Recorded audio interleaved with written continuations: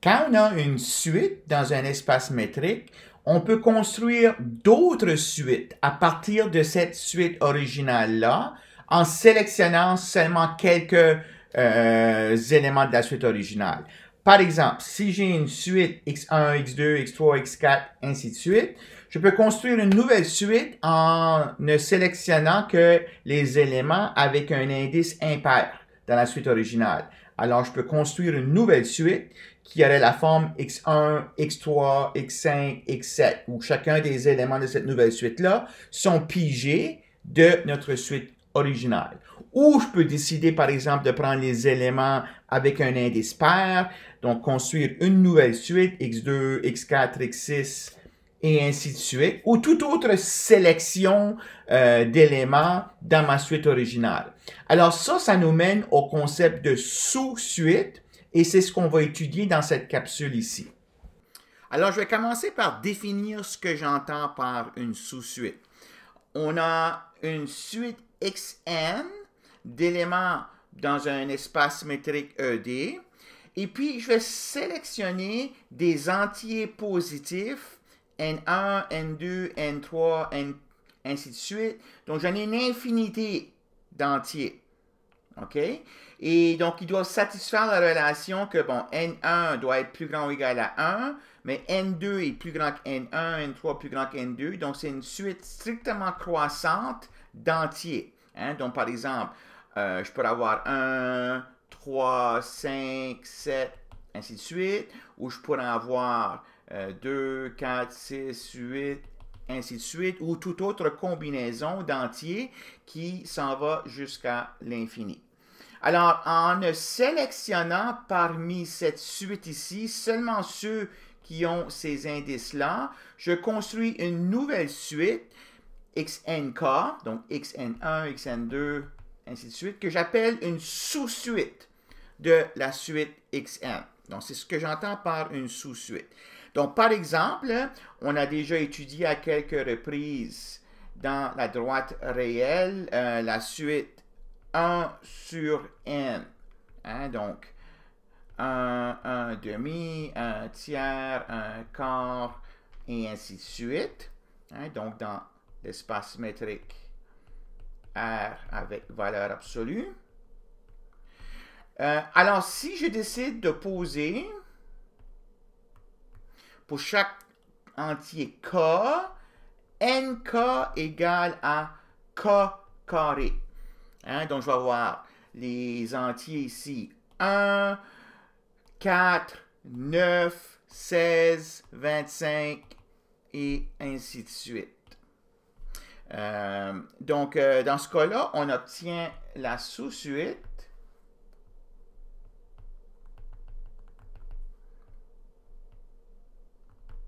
La sous-suite 1, 1 quart, 1 neuvième, 1 16e, 1 sur 25, et ainsi de suite. Donc, très important, chaque élément qu'il y a ici se retrouve en quelque part dans la suite originale. Puis l'ordre est préservé, hein, très important ici. L'ordre doit être préservé. Hein, donc, ça, c'est une sous-suite de la suite originale. Je peux poser, si on pose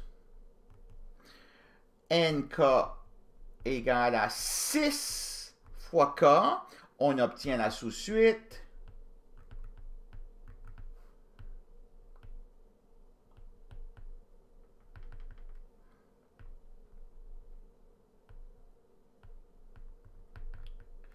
Donc, 1 sixième, 1 douzième, oups, 1 sixième, 1 douzième, 1 18e, ainsi de suite. OK? Alors, encore une fois, chaque élément que j'ai ici est un élément dans la suite originale. Je ne suis pas obligé de commencer avec 1. Hein? Donc, ici, je commençais avec 1, mais ici, vous voyez que le premier terme, là, ça va être 1 sixième. Okay? Mais l'important, encore une fois, c'est que l'ordre est préservé. Et donc, encore juste comme en guise de remarque pour cet ordre préservé-là, noter que si je prends la suite suivante, 1 16e, 1 quart, 1 8e, ça, c'est pas une sous-suite de la suite originale. N'est pas une sous-suite de la suite 1 sur n. Pourquoi? Parce que dans la suite 1 sur n, ce terme ici apparaît avant ce terme-là. OK? Donc, l'ordre doit être préservé. Bon. Théorème. Dans un espace métrique, si j'ai une suite d'éléments qui convergent vers x, alors toutes les sous-suites que je pourrais construire à partir de cette suite-là doivent aussi converger vers x. Okay? Donc ça, c'est facile à démontrer. Donc on remarque d'abord que quand j'ai une sous-suite xnk, une sous-suite de la suite originale, ben mes entiers là, mes nouveaux indices là, nk, donc les nk sont plus grands ou égaux à k.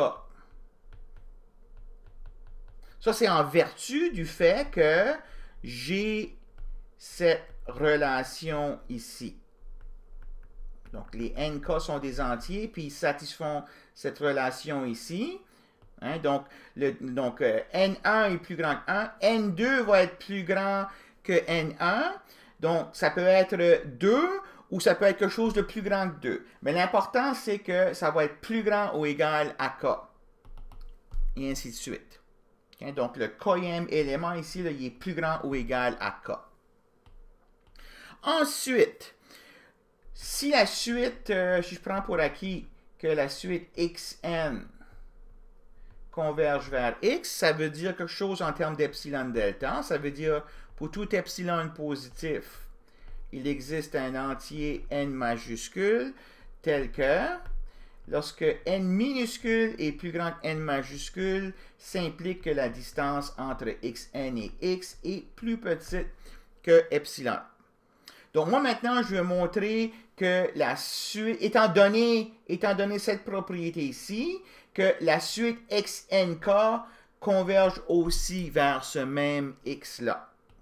OK? Alors, je vais prendre un... Donc, d'abord, je vais juste prendre un changement de notation, là. Je vais définir yk comme étant xnk. OK? Donc, tout simplement, là, utiliser l'entier k pour désigner le kème élément de cette suite-là, qui correspond à n kème élément de la suite originale. Et je vais me donner un epsilon plus grand que 0 quelconque.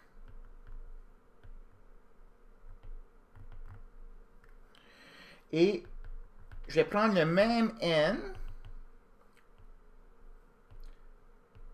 donc le même que si haut. Alors, par ça, ce que je veux dire, là, c'est ce n ici, là, qui marchait pour le epsilon que j'avais dans cet énoncé-là.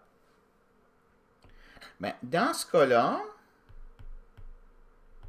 si je prends k plus grand que n majuscule, ça va impliquer que nk, qui est plus grand ou égal à k en vertu de ceci, sera plus grand que n majuscule aussi. Alors, si nk est plus grand que n majuscule, avec cette contrainte ici, j'ai que la distance entre xnk et x doit être plus petit qu'epsilon. Ça implique que la distance entre xnk et x est plus petit qu'epsilon. Ça, c'est en vertu de ça qu'on sait qui est vrai à cause que la suite xn converge vers x. Et puis, ça, c'est la même chose que dire que la distance entre yk et x est plus petit qu'epsilon. OK? Donc, ce que j'ai montré, donc c'est-à-dire la suite YK, qui était la sous-suite XNK,